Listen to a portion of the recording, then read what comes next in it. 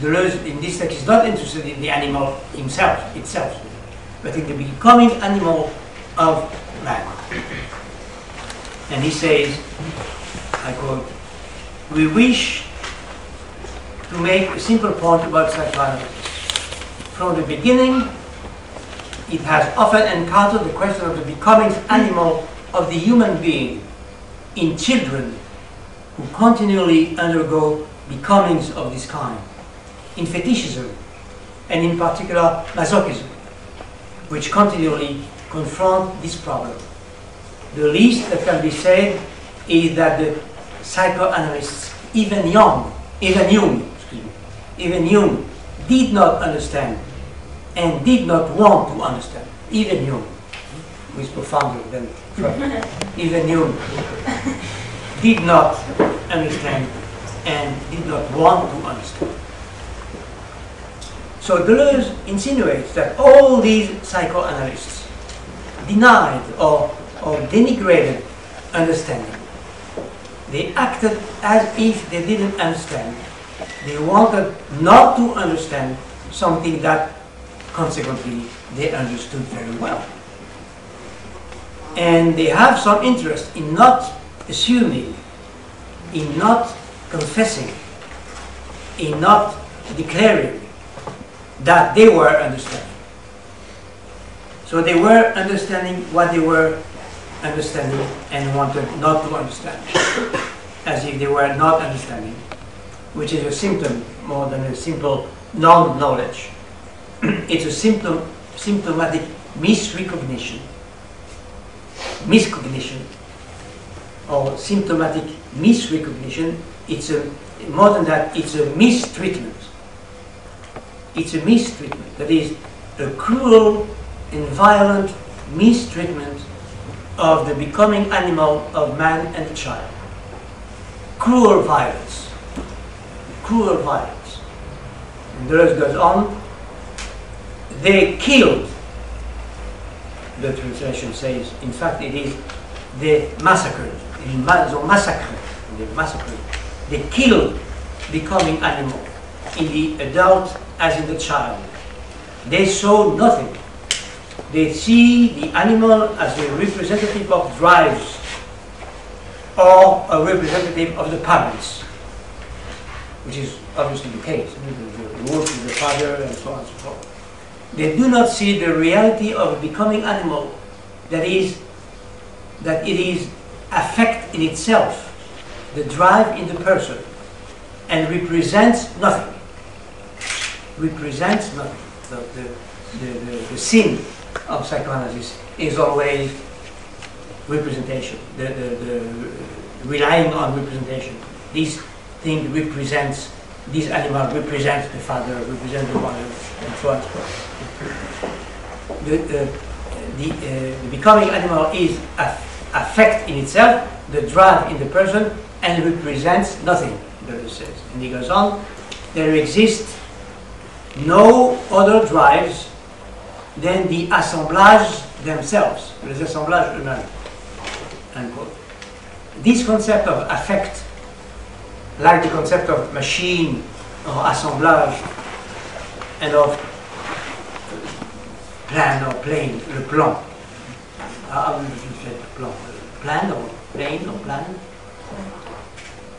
The concept of machine or assemblage or plan is, as you know, the central concept of the analysis and of all the Deleuzian strategy. And after some lines on the becoming horse of little Hans with Freud, and the becoming cock of Arpad with Ferenczi, Deleuze approaches the interpretation of masochism.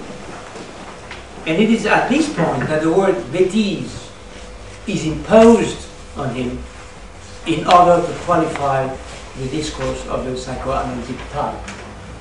He says, I quote, "Psychoanalysis has no feeling for unnatural participations, nor for the assemblages or assemblage of a child can mount in order to solve a problem from which all exits are barred him." Unquote. So here Deleuze is criticizing the idea of a phantasm as a natural representative, an indication of a deeper and natural drive for which Deleuze wants to substitute the more technical or less natural, more mechanistic figure of le plan, the plane. The assemblage and the plan, the flat figures of the plane are always involved in this discourse. And Deleuze goes on precisely with the word stupidity, bêtise, consisting here in believing in the profundity, in the depth of the phantasm, there where there is only flat plane. So the bêtise, the stupidity, consists in depth, in believing in the depth of in the profundity of the phantasm. Whereas there is no profundity of the phantasm, there is only a flat space, superficial and flat plane. I quote, "Psychoanalysis has no feeling for unnatural participation, nor for the assemblage a child can mount in order to solve a problem for which all exists about him. A plane, un plan, not a fantasy. Similarly, fewer stupidities, moins de bêtises, fewer stupidities will be uttered on the topic of pain, humiliation, and anxiety in masochism if it were understood that it is the becoming animal that leads the masochism, not the other way around. Not the other way around. There are always, it goes on, there are always apparatuses, tools, engines involved. There are always artifices and constraints used in taking nature to the fullest. That is because it is necessary to null the organs, to shut them away, so that their liberated elements can enter into the new relations from which the becoming animal and the circulation of affects within the machinic assemblage will result." Page 261 in the illustration. In other words, despite all these machinations of becoming animal that lead the man and the children, despite the artifices that remain constraints, they affect the affect, or rather, they calculate it voluntarily. Psychoanalysts would speak fewer bêtises, they wouldn't speak stupidities about the subject of pain, humiliation, and anxiety if they assume their own knowledge on the subject. So Deleuze is not saying that psychoanalysts are stupid or bad, but that mechanically their statements are stupidities. They say stupidities, indeed the bêtises on that subject.